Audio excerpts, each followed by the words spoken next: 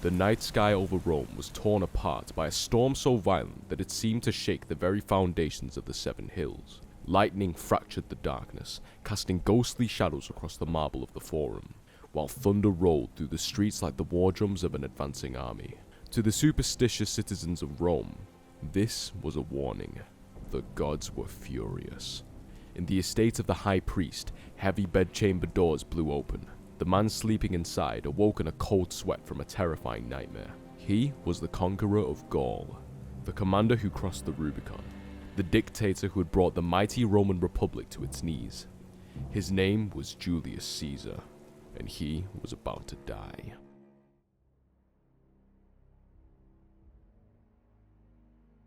By the early months of 44 BC, Gaius Julius Caesar stood as the colossus of the known world. He was 55 years old, a man whose life had been a relentless ascent through the cursus honorum, the ladder of Roman political power. He had served as a soldier in the Asia Minor, a lawyer in the Forum, and a conqueror in the wilds of Gaul. He had defeated his great rival Pompey at Phasaelus and chased him to Egypt, where he had been presented with his enemy's severed head. Now he was back in Rome, and he was no longer merely a consul or a general. In February of that year, the Senate had bestowed upon him a title that struck fear into the heart of every traditionalist in the city. Dictator Perpetuo, dictator for life. To the common people, Caesar was a hero, a benefactor who had reformed the calendar, settled veterans, and lavished games upon the mob.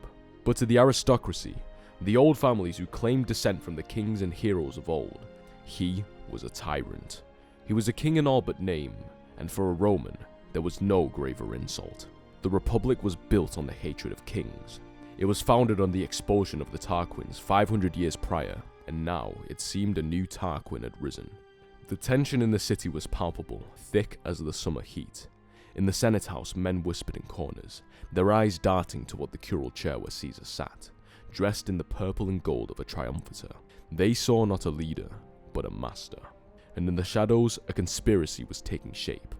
It was not a plot born of desperation, but of duty, or so they told themselves.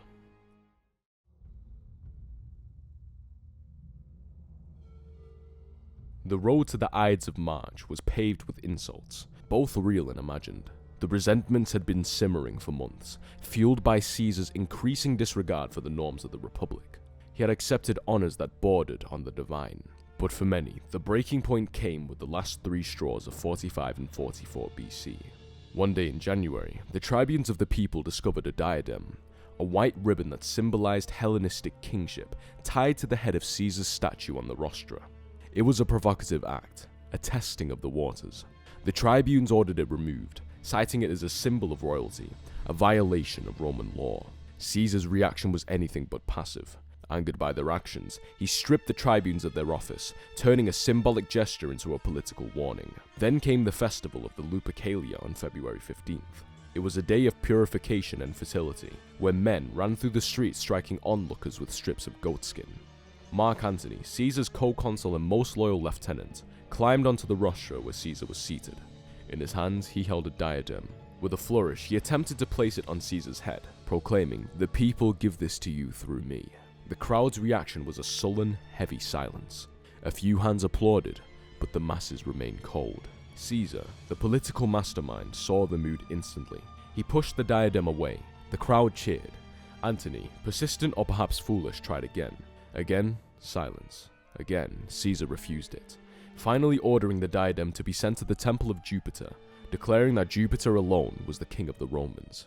It was a piece of political theater, a charade designed to show Caesar's humility, but to the senators watching with narrowed eyes, it was a terrifying glimpse of the future. Caesar had rejected the crown today, but what of tomorrow? The charade at the Lupercalia convinced many that the time for waiting was over. If the Republic was to survive, Caesar had to die.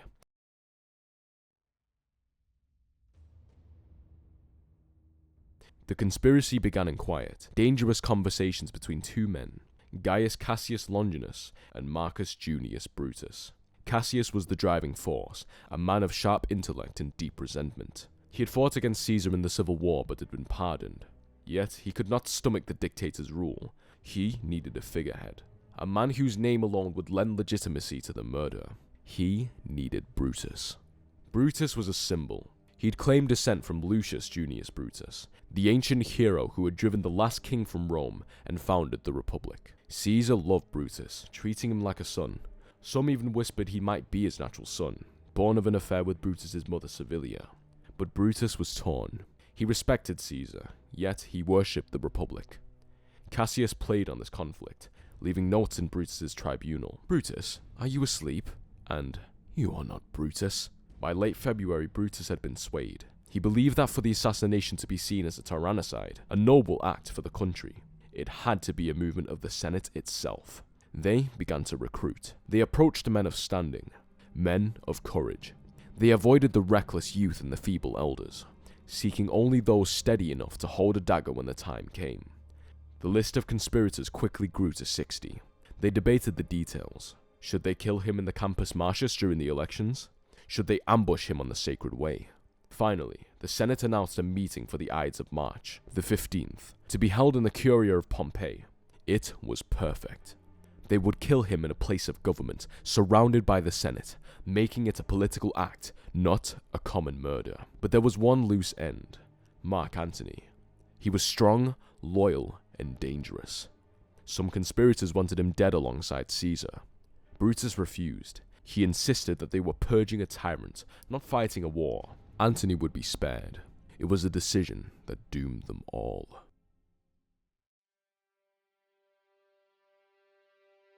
The morning of March 15th, 44 BC dawned with a sense of foreboding. The storm had passed, but the air was heavy. In the house of Caesar, the omens were piling up like storm clouds. Calpurnia, Caesar's wife, awoke in a panic. She had dreamt that the pediment of their house had collapsed, and that her husband was stabbed while she held him in her arms. The doors of the room had flown open in the night, with no human hand touching them. Distraught, she begged Caesar not to go to the Senate that day.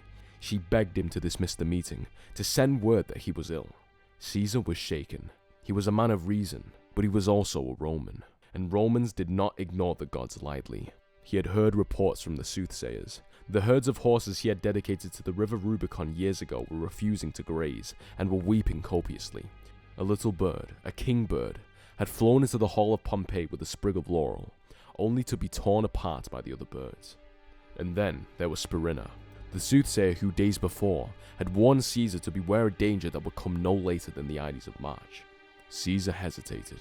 He almost gave in to Calpurnia's pleas. He ordered sacrifices to be made, hoping for a favorable sign. But the entrails were grim. The gods were silent, or worse, they were screaming. It was Decimus Brutus who had sealed his fate. This traitor, trusted enough to be named a secondary heir in Caesar's will, mocked the omens. He told Caesar that the Senate was waiting to vote him honors, perhaps even the title of king for the provinces. Would he insult the Senate by staying home because his wife had a bad dream? Would he let them say, "Come back when Calpurnia has better dreams"? Pride, that fatal flaw, took hold. Caesar dismissed his fears. He put on his toga and stepped out into the sunlight. As he walked through the streets, a crowd gathered. A man thrust a note into his hand. A note revealing the entire plot. But the crush of the crowd was so great, and the distractions so many, that Caesar merely held it in his left hand, intending to read it later. He never would. Outside the theatre of Pompeii, he saw the soothsayer Spirinia. With a smile of arrogance, Caesar called out to him, "The Ides of March have come." Spirinia looked at the dictator, his face grave. "Yes, they have come, but they are not yet gone." Caesar entered the Curia of Pompeii. The senators rose in respect. He moved to his chair, the golden chair of the dictator. The plan was in motion. Mark Antony, burly and dangerous, was intercepted at the door by Gaius Trebonius. Trebonius engaged him in conversation, detaining him outside the chamber. The conspirators knew they could not handle Antony and Caesar together. Inside, the conspirators crowded around Caesar's chair. It looked like the usual petitioning of a powerful man. Tullius Cimber stepped forward, grabbing Caesar's toga as if to beg for the recall of his exiled brother. He pulled the fabric down from Caesar's shoulders, restricting his movements. Caesar, annoyed, cried out, "Why, this is violence!" It was the signal. Publius Servilius Casca struck the first blow. He lunged from behind, his dagger grazing Caesar's neck. It was a nervous, shallow wound. Caesar caught Casca's arm, stabbing it with his stylus, and roared, "Vile Casca, what does this mean?" Casca shouted in Greek to his brother, "Brother, help!" And then the dam broke. The conspirators rushed in, a wave of steel and fury. They had agreed that all of them must strike, to bind them together in blood. Caesar rose, attempting to defend himself, twisting and turning like a trapped animal, but there were too many. Daggers flashed in the dim light of the Senate house. Men wounded each other in their haste to strike the tyrant. Caesar fought back until he saw him. Marcus Brutus, the man he had pardoned, the man he had loved. Brutus stood there, dagger drawn. The ancient sources vary on the final words. Some say he said nothing, merely pulling his toga over his head to die with dignity. Others report that when he saw Brutus, he said in Greek, "Kai su teknon." You too, my child. Caesar covered his head with his robe and used his left hand to smooth the folds down to his feet, ensuring that he would fall decently. He fell at the base of the statue of Pompey, his old enemy. It was as if Pompey himself were presiding over the vengeance. He was stabbed 23 times. Only one wound, the second one to the breast, was fatal. The dictator of Rome lay dead on the cold marble floor, his blood pooling around the stone feet of his rival. The silence that followed was more deafening than the storm. The deed was done. The tyrant was dead. Brutus stepped forward, his hands red with blood of the man who had been a father to him. He raised his dagger and shouted the name of Cicero, proclaiming that liberty had been restored. But there was no cheering. The rest of the Senate, those not in on the plot, did not stay to hear speeches. They fled in terror, scrambling over the benches, rushing out into the streets, spreading the news that Caesar had been murdered. Panic gripped Rome. Citizens locked their doors, shops closed. The conspirators, now realizing they had no plan for what came next, did not seize the city. They marched into the capital waving their bloody daggers, calling out that they had killed a king and a tyrant. They expected to be hailed as liberators. Instead, they found a city in shock. Mark Antony, fearing he was next, disguised himself as a slave and fled to his house. He barricaded the doors, waiting for the assassins to come, but they did not come. In the vacuum of power, Antony began to work. He secured Caesar's papers and his treasury from Calpurnia. He convened the Senate. He brokered a fragile peace. The conspirators would be granted amnesty, but Caesar's acts would remain law. It was a compromise born of fear. But Antony had one more card to play: the funeral.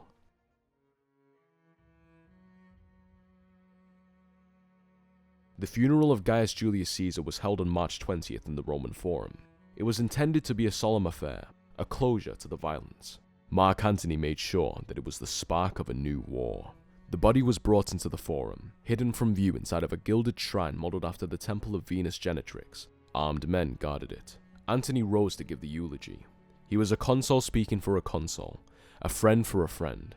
He did not start with rage.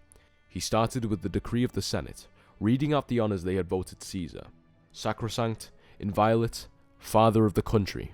With every title, he turned to the corpse, contrasting the honor with the brutal reality of the murder. He began to remind the crowd of Caesar's achievements, his victories, his clemency, his service to Rome, and as he spoke, his tone shifted. Then, Antony abandoned the script. He moved to the bier like an actor on stage. He bent over the body, rising again to praise Caesar's life and deeds. He stripped the bloody toga from the body and raised it on a pole, displaying it to the crowd. It was tattered, stiffed with dried blood, pierced by the many daggers. Above the bier, a wax effigy of Caesar was raised on a mechanical device. This effigy slowly turned, revealing the many wounds across the body. This sight drove people to madness. They tore up the benches of the judges, the tables from the shops, anything made of wood. They built a massive funeral pyre there in the Forum. The musicians tore off their robes and threw them into the flames. The veterans threw in their armor. The mob, now a weaponized force, grabbed brands from the fire and ran to the houses of Brutus and Cassius, intending to burn them to the ground.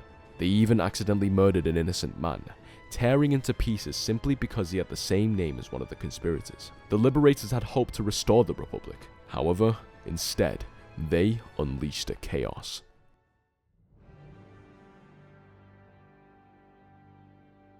But Antony was not the only heir to Caesar's legacy. From across the Adriatic, a young man of 18 was sailing to Rome. Gaius Octavius, Caesar's grandnephew. In his will, read to the people around the time of the funeral, Caesar had adopted the boy and made him his primary heir. Octavian, as he was now called, was underestimated by everyone. Antony called him boy. Cicero thought he could manipulate him. They were wrong. The young man possessed a cold political genius that rivaled Caesar's own. He rallied Caesar's veterans, using the name of his adopted father as a weapon. Rome dissolved into a new round of civil war, but soon, the two Caesarian factions realized they had a common enemy. In November 45 BC, on a river island near Bologna, Antony, Octavian, and a third general Lepidus met. They had formed the Second Triumvirate, a three-man dictatorship tasked with restoring the state. They drew up banning lists of names of men declared outlaws. Their property was confiscated, their lives forfeit. It was a bloodbath. The most famous victim was Cicero, whose hands and head were cut off and nailed to the rostra, the same platform where he had railed against Antony. With Rome purged and their war chests full, Antony and Octavian looked to the east, to Greece, to Philippi. There, Brutus and Cassius had amassed a massive army, the last hope of the Republican cause.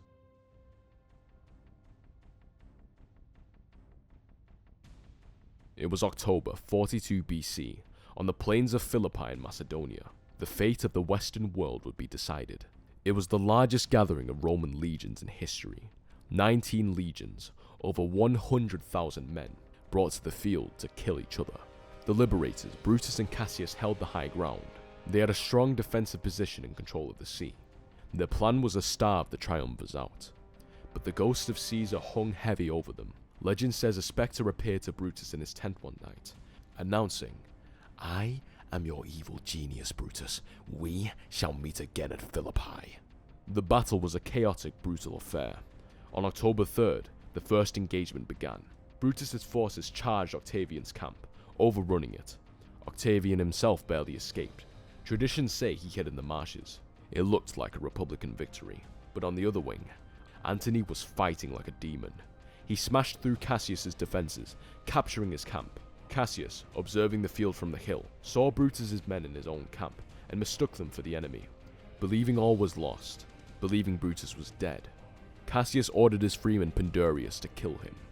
He died with the very dagger that he used to stab Caesar. The first battle was a stalemate, but the death of Cassius broke the spirit of the Republicans. Brutus was left alone. For 3 weeks he tried to hold the line, but his men were restless. On October 23rd, the second battle broke. This time, there was no mistake. Antony and Octavian's forces overwhelmed the Republican lines. The army broke. Brutus fled into the hills with a few loyal friends. Realizing the end had come, he fell upon his sword.